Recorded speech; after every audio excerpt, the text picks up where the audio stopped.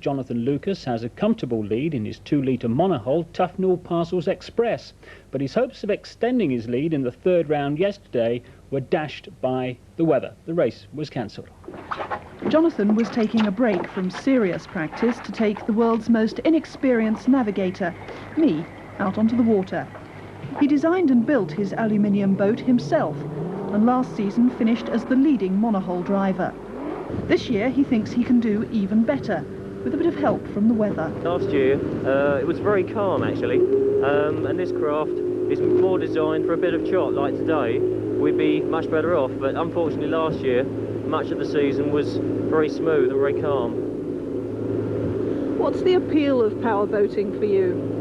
Well, for me, because we design and build our own boats, it's the development side as much as the driving side. And then, of course, the actual sport, because there's sort of 16 to 20 people racing in our class, it's a very competitive class. And I like a good competitive battle, whether it's in a boat or in a car or whatever. Right, well, we'll just hold on while I strap my stomach in, and then let's go off and see how fast we can go. Right, OK.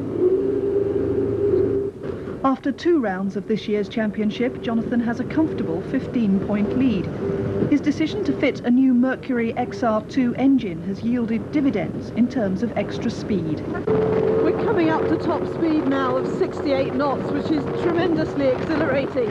You have to hold on tight, bouncing up and down at an incredible speed to avoid being thrown out. And it's even worse when you cross the wake.